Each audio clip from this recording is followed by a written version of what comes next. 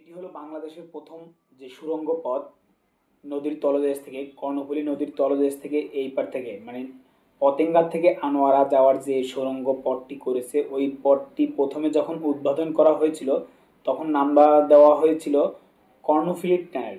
তারপরে পরবর্তীতে নাম চেঞ্জ করে দেওয়া হয়েছিল কি বঙ্গবন্ধু টানেল। আসলে কিছুদিন যদি থাকতো আর তারা বাংলাদেশটাই বঙ্গবন্ধুর নামে হয়ে যেত, আমাদের নাম থাকতো কি আমরা নিজেরাই জানি না। কেননা আমাদের বাচ্চাদেরকে যেভাবে শেখানো হয়েছিল বইগুলোতে, পাঠ্য বইগুলোতে সব জায়গাতে বঙ্গবন্ধুর কি করছিল, কখন মারা গেছে, কখন ভাত খাইছিল, কখন কি করছিল সেগুলোই শেখানো হয়েছিল।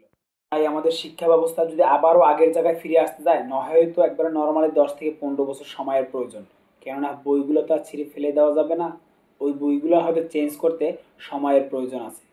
তাই অবশ্যই এই ধরনের যারাই আসুক পরবর্তীতে ক্ষমতায়, এই ধরনের কাজগুলো যেন না করে। আসলে আমাদের দেশের যারা লেখক গায়ক, যারা দেখা যাচ্ছে কবি ছিল, তাদের নামগুলো তুলে যায় এখানে শুধু কি শেখ মুজিবের নাম বসে গেছিল। এই ধরনের পরবর্তীতে যারা সরকার আসবে তারা যেন কখনো এই ধরনের কাজগুলো না করে। আর এটা কিন্তু খুব সুন্দর একটি রাস্তা, সুড়ঙ্গ পথ। এটা যে অলরেডি যারা যায় নাই তারা বুঝবেন আসলে কতটা মজার একটি জায়গা। আমার থেকে খুব ভালো লাগছিল, কারণ আমি কারে করে যাচ্ছিলাম, তাই খুব মানে এই পার থেকে ওই পার যেতে হারেস্ট 3 মিনিট সময় লাগে। গাড়ি খুব হাই স্পিডে চলে, নর্মাল 60 থাকে গতি। তো আমাদের গাড়িটাও নর্মাল 60 ছিল গতি। তার এটা কিন্তু দুইটা টিউব, একটা ডান পাশে একটা বাম পাশে। তো আমি যেহেতু আনোয়ারা থেকে পতেঙ্গা আসছিলাম, আমি এই ছেলে টিউবটা থেকে আসছিলাম। আর এখানে ওভারটেক খুবই কমই করে, তবে 2 লাইনের সড়ক, আপনি চাইলে ওভারটেক করতে পারবেন, নো প্রবলেম, কোনো প্রবলেম হবে না আপনার। আর এখানে কিন্তু বড় বড় গাড়িগুলো যায়, উপর থেকে হয়তো দেখতে একটু ছোট লাগতেছে, তবে কিন্তু ততটা ছোট না যতটা ছোট আপনারা এখান থেকে ভিডিওতে দেখা যাচ্ছে। আর ভিডিওতে তো মানে দেখা যায় মাথা বাইরে বের করে দিয়ে বেশিভাবে ভিডিও করা যায়, রিস্ক হয়ে যায় অনেকটা।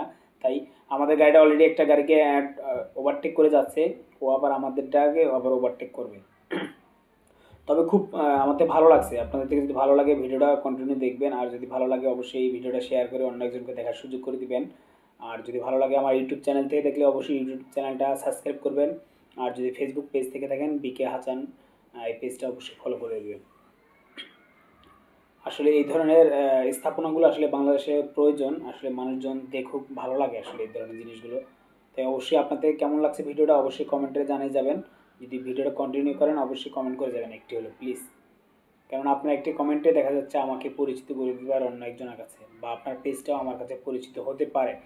তাই বলতে বলতে আপনাদের সামনে চলে আসলাম কর্ণফুলী চ্যানেলের এই পতেঙ্গা প্রান্তে। এই শেষ, অলরেডি আমরা লাল কার্পেটে উঠে গেছি এখন, এখান থেকে শেষ, অলরেডি চলে আসছি। দেখলেন তো কয় মিনিট লাগছে, আর 3 মিনিট লাগে ওই পার থেকে এই পার আসার জন্য। আমার ভিডিওটা কিন্তু কোথাও স্কিপ করা হয়নি, ডাইরেক্ট কন্টিনিউ চলছে। দেখেন 3 মিনিটের ভিতরে আমি এই পারে চলে আসছি। তাই এটা পার হতে 3 মিনিট লাগে, বিষয়টা আপনাদের কাছে সবার কাছে ক্লিয়ার।